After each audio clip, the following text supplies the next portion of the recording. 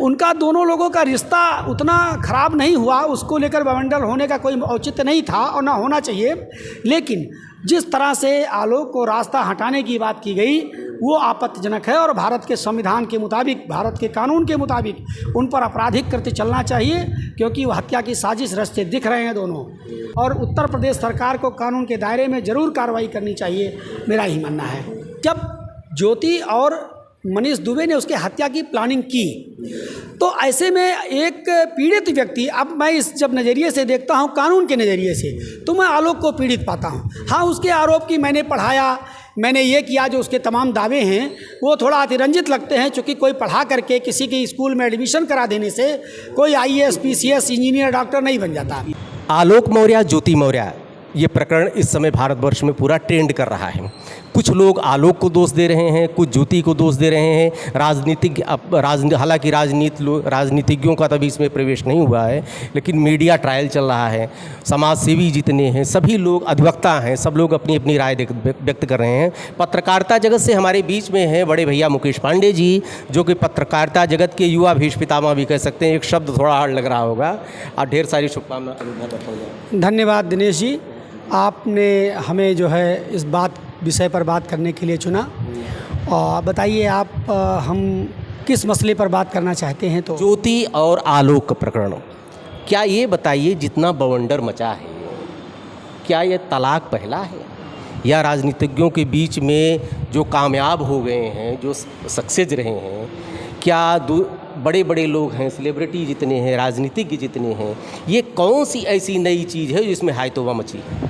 देखिए, इस मसले में जो हाय तौबा मचा है, मुझे लगता है कि वो केवल तलाक या प्रेम प्रसंग को लेकर नहीं है। उसका कारण जो ज्योति और मनीष दुबे के बीच का एक ऑडियो है, जो बातचीत है या वीडियो जो भी वायरल हो रहा है, कि जिसमें वो उसकी हत्या जैसी बात कर देने का या उसे जहर देकर मार देने की बात कर रहा है, या दोनों पक्ष करते दिख रहे हैं, सुनाई पड़ रहे हैं। वो सत्य है या असत्य मुझे नहीं पता, लेकिन अगर तलाक के अलावा या रास्ते से हटाने की बात आलोक को हो रही है तो थोड़ा आपत्तिजनक है।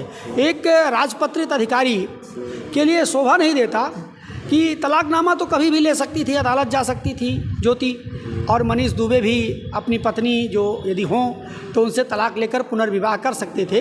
भारत में तलाक कानूनन वैध है और पुनर्विवाह भी, दूसरा विवाह भी वैध है। तो मैं उनके रिश्ते जो उनके बीच में बने वो आपत्तिजनक तो नहीं हो सकते, क्योंकि भारत का संविधान इसकी इजाज़त देता है। और हमारे समाज में ऐसे तमाम गरीबों से लेकर अमीरों तक, उच्च वर्ग से लेकर निम्न वर्ग तक ऐसी परंपराएं लंबे समय से होती आई हैं। मैं परंपरा न कहूँ बल्कि कह दूँ कि ऐसे काम लोग करते रहे हैं। तो उनका दोनों लोगों का रिश्ता उतना ख़राब नहीं हुआ, उसको लेकर बवंडर होने का कोई औचित्य नहीं था और ना होना चाहिए। लेकिन जिस तरह से आलोक को रास्ता हटाने की बात की गई वो आपत्तिजनक है और भारत के संविधान के मुताबिक, भारत के कानून के मुताबिक उन पर आपराधिक कृत्य चलना चाहिए, क्योंकि वो हत्या की साजिश रचते दिख रहे हैं दोनों। और मैं इस मामले में समझता हूँ कि मीडिया का जो या अन्य लोगों का, सोशल मीडिया का जो इस पर बवंडर है वो स्वाभाविक है, क्योंकि हम आज ऐसे दौर में जी रहे हैं जहाँ छोटी चीज़ें, छोटी सी बात या छोटे स्थानों पर हुई छोटी सी घटना भी ग्लोबल हो जाती है और उसके ग्लोबल निहितार्थ निकलते हैं और वो देशव्यापी विषय बन जाता है। क्योंकि नई पीढ़ी से लेकर पुरानी पीढ़ी तक अपनी राय खुलकर देने लगी है।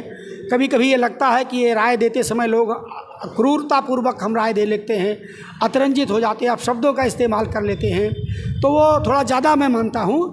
लेकिन राय तो दी जाएगी, राय देनी भी चाहिए, क्योंकि लोकतांत्रिक देश में अगर लोगों ने अपने विचार व्यक्त करना बंद किए तो मुझे लगता है कि फिर लोकतंत्र ही नहीं बचेगा।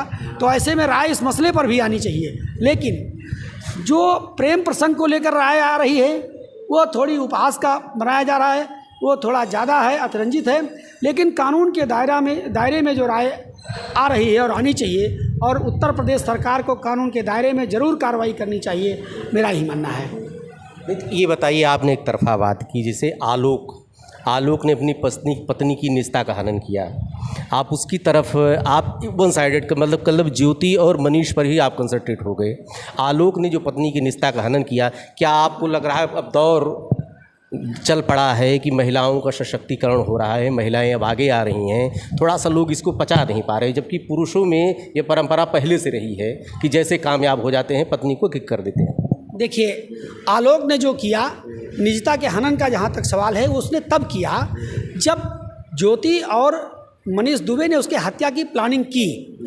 तो ऐसे में एक पीड़ित व्यक्ति, अब मैं इस जब नज़रिए से देखता हूँ, कानून के नज़रिए से, तो मैं आलोक को पीड़ित पाता हूँ। हाँ, उसके आरोप की मैंने पढ़ाया, मैंने ये किया, जो उसके तमाम दावे हैं वो थोड़ा अतिरंजित लगते हैं, क्योंकि कोई पढ़ा करके किसी के स्कूल में एडमिशन करा देने से कोई IAS, PCS, इंजीनियर, डॉक्टर नहीं बन जाता। उसकी योग्यता ज़रूर थी। मैं ज्योति मौर्य के और मनीष दुबे की योग्यता पर बिल्कुल मुतमईन हूँ, उस पर मैं सवाल नहीं उठा सकता हूँ।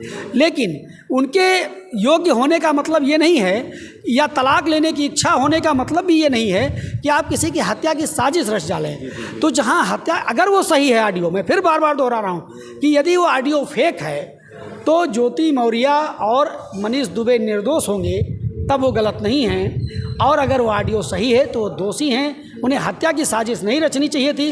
कानून के दायरे में जाकर प्रॉपर अदालत में या अन्य तरीके से जिससे भी तलाक मिल सकता था उसका प्रयोग करना चाहिए था। देखिए, मामला एक कोर्ट में पहले सा था, ज्योति ने पहले रेट किया, तलाक पहले वो चाह रही थी।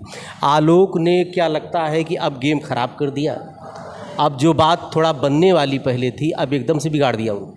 देखिए, ये क्षणिक है और कुछ समय बाद आम पब्लिक इस विषय को भूल जाएगी और वो एक प्रकार का महज आपराधिक या इस तरीके का मामला रहेगा जहां पति पत्नी तलाक के इच्छुक हैं और तलाक लेने की लड़ाई लड़ रहे हैं। अदालत की तलाक का फैसला आने के बाद हमें लगता है कि लोग ये ऐसे प्रकरण जो कुछ दिन हवा में रहते हैं, सुर्खियों में रहते हैं, वो भूल जाते हैं लोग। और इस प्रकरण में भी यही होगा भविष्य में।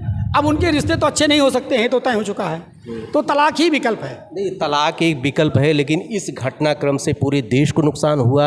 लोग अपनी पत्नियों को वापस बुला रहे हैं, अपनी बेटियों को वापस बुला रहे हैं। एक की वजह से सारी रेपुटेशन ख़राब हो गई पूरे समाज की। क्या आप मानते हैं इसको? नहीं, ऐसा कुछ नहीं हुआ है। लोग अभी भी जो तमाम लोग बहुओं को पढ़ा रहे हैं और बेटियों को पढ़ा रहे हैं, तो कोई ऐसा नहीं होगा कि ज्योति मौर्य का ये पहला केस हो गया कि इसमें तलाकनामे की एप्लीकेशन पड़ गई है और फिर उससे लोग पढ़ाना बंद कर देंगे। ये थोड़ा अतिरंजित जैसे आज की दुनिया में व्यंग मनोरंजन के लिए किया जाता है, तो इस तरीके के जो चुटकुल्लेबाजी फेसबुक रीलें बना के लोग डाल रहे हैं, वो एक प्रकार की TRP या मनोरंजन के लिए है। तो उसे मनोरंजन तक ही मुझे लगता है समझना चाहिए, ये गंभीरता का विषय नहीं है। भैया का कहना है कि ये कुछ दिन की बात है, 10-15 दिन, 1 महीने बाद बहुत चीज़ों को लोग भूल जाते हैं। ऐसा कोई भी समाज प्रभाव पड़ने वाला नहीं है। लोग अपनी बहुओं को पढ़ाएं, अपनी बेटियों को पढ़ाओ। एक अपवादित केस हो सकता है, लेकिन इसका सामान्यीकरण नहीं किया जा सकता। ढेर सारी धन्यवाद दिनेश जी।